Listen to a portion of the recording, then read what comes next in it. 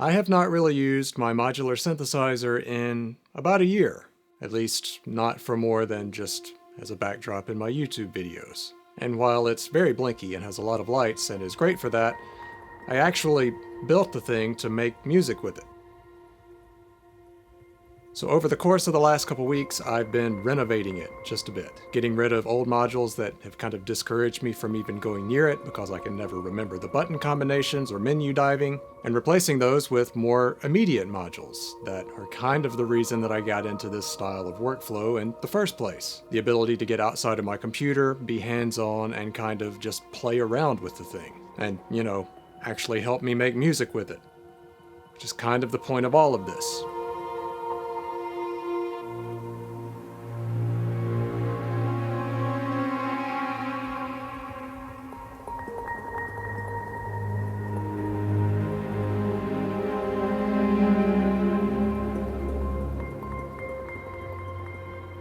Well, I made a post about it on my YouTube community page, and people had strong feelings about modular synthesis.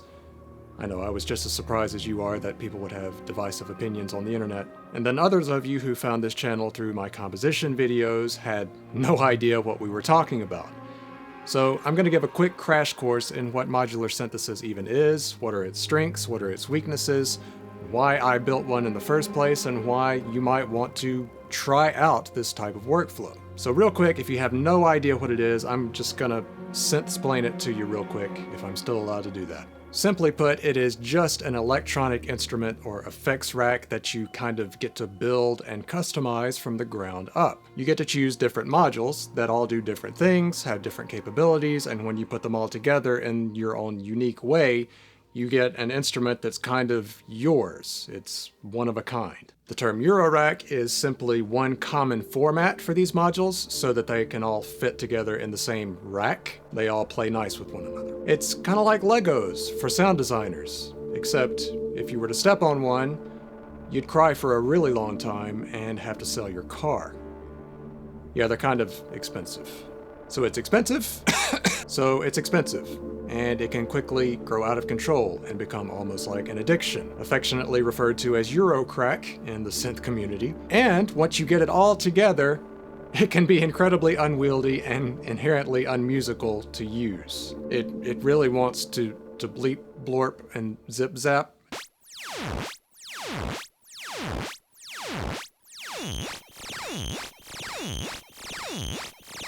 And it can be hard to find ways to fit those things into your music depending on what kind of music you make. And it's incredibly easy just to spend hours and hours making those sounds and getting sucked into this black hole of meandering. So all of this begs the question, why on earth would anyone ever want to use one of these things? Are there actual benefits to this kind of unique workflow? Can you actually get musical sounds out of one? Whatever that means. And are there legitimate alternatives for people who want to experience this workflow but not spend thousands on this stuff? Well,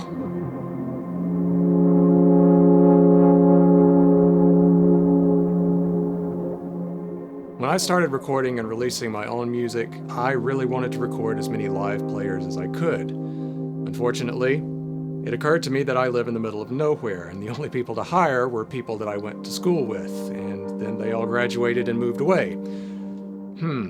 There simply are not a lot of resources in terms of hiring session players in the particular place where I live. And I made an early decision in my music that I didn't want to rely too heavily on samples in my own solo work. They certainly have their place, and I have nothing against them. It's just that in my particular case, it kind of felt like cheating. I mean, I didn't want people to just think that I was some guy in the middle of nowhere making music in a tiny bedroom. So through some weird logical acrobatics, I came to the conclusion that it would be more authentic to just go all in on synthesizers, because it was something that I could do myself. And I've always had a bit of an interest in unconventional things that not everyone else is using. If it's trendy, I typically don't want anything to do with it. So of course I got into Eurorack, which was pretty trendy actually at the time. But what I found really attractive about the idea was that I could customize the thing to be whatever I wanted it to be. No two Eurorack systems were exactly the same. Even if you bought all the same modules and patched them or attempted to patch them in the same way, there are always going to be some variations there, and you can't really get the same thing twice out of one. As someone trying to figure out what my sound, whatever that meant, was going to be, it was really appealing. And then I saw how much they cost, and I was like, well, I think I'll start with a few effects modules. And in just building a very simple, modest effects rack that I could run my other existing sound sources through, I discovered one of the greatest powers about modular synthesis. And that, of course, would be CV, or control voltage. CV flows through these little patch cables that you may have seen. And it allows you to connect things to other things in unconventional ways that you may have never even considered before until you actually sit in front of one and just start trying stuff. It allows you to control just about any parameter on the synth, or any knob, with anything else almost. Kind of incredible. And of course, a lot of those sounds were completely unusable for me. But the ones that I found that were usable were really unique, and I never ever would have found them any other way. Now, I may be an organ player, but I'm still just one human, and so the ability to patch up something that could evolve over time while I played over the top or underneath it was incredibly appealing to me and remains one of my favorite ways to make music.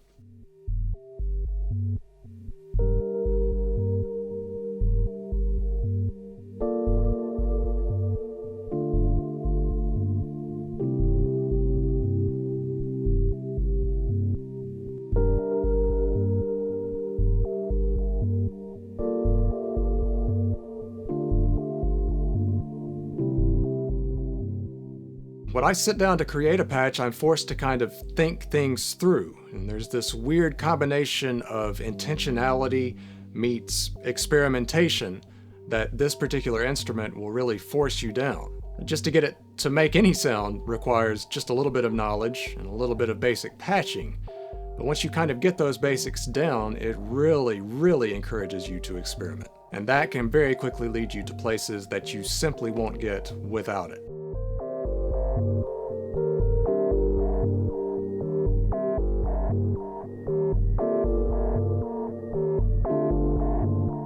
The funny thing about modular synthesis, though, is it's literally whatever you make it. It's modular, so it's actually up to the person building it and patching it in terms of what you get out of it. If you do not fundamentally enjoy sound design or building patches or sounds from the ground up, you're probably not going to enjoy it. If you do enjoy that, you'll probably find it inspiring. My 2020 album Signals came from experimenting with hardware, and modular played a huge part in that. It forced me to commit to things because there was no going back to endlessly tweak them like I could in the DAW. I made last year's EP Respirate in much the same way, and I made a whole video about that too.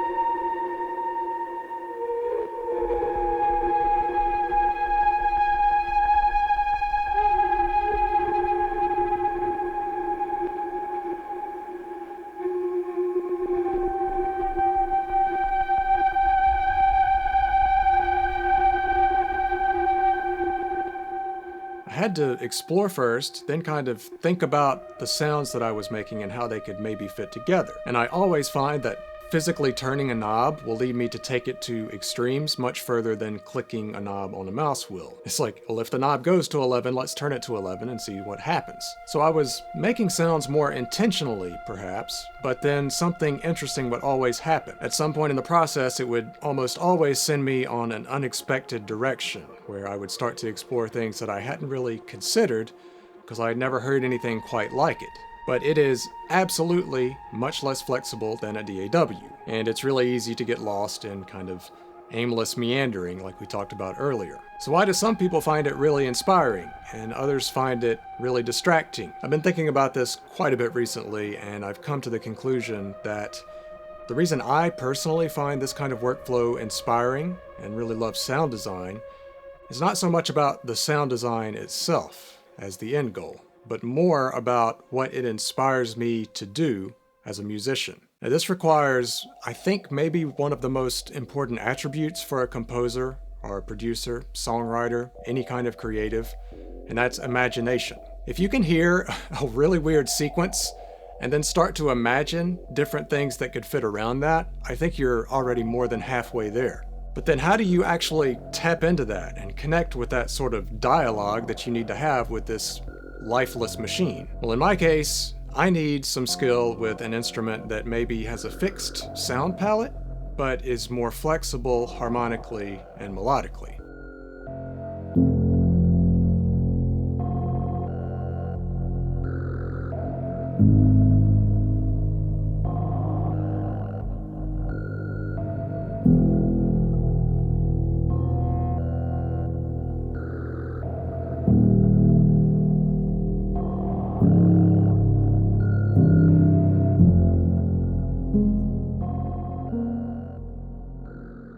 For me, that's the piano, that's my Rhodes, that's a pipe organ. This is how most of my pieces start, and it's an integral part of my process when I really think about it. What I'm not saying is that everybody has to be a virtuoso player, not at all. But knowing an instrument well enough to be able to explore ideas around a static sequence or something that's happening can lead you to places that I just don't think you would get on your own. It's a bit like knowing a language. You can't really start to have a dialogue with someone if you aren't fluent in their language. I think playing a more sonically fixed instrument that has maybe fewer options in terms of sound design and production is an undervalued skill in the world of electronic music. And I think that's probably mostly because it's really hard. Now, we've tried to say that programming a laptop is the same thing, and it's just not.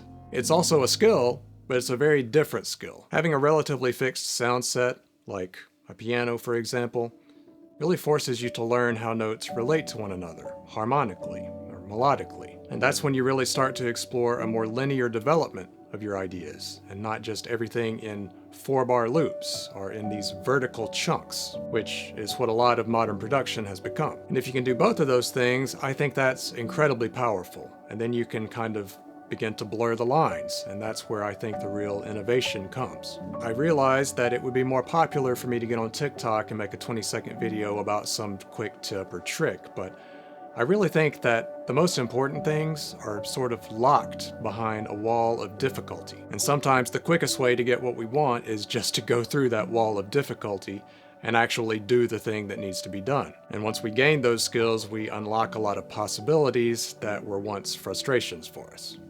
Hi, it's me from the future, where it turns out I have a head cold.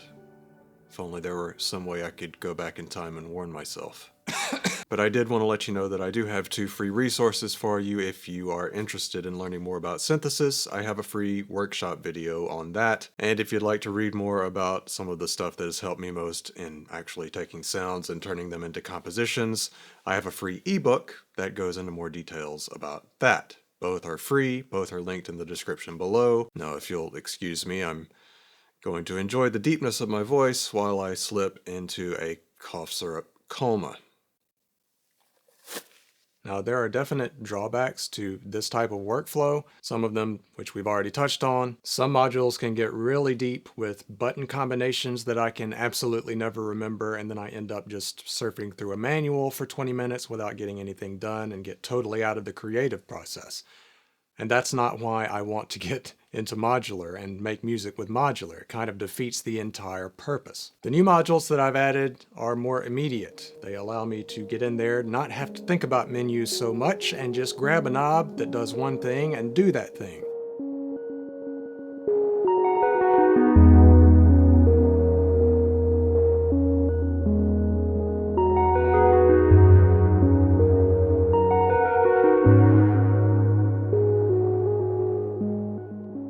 Or they're modules that I've sold in the past when, I had a sudden gas attack. Modules that I actually kind of came to miss and know well enough that I don't have to dive into the manual every time I want to power the thing up. Another drawback, of course, is once you unpatch this thing and disconnect all the cables, that patch is gone forever. You can try to get it back, but it's never going to be the same. So if you're working to picture a lot or projects in which you need immediate exact recall, it's going to be a bit frustrating. You better make sure that you're always recording the stuff that you get out of it so that you can sample it for later, because you may never hear it again. And of course, as we talked about, it's expensive.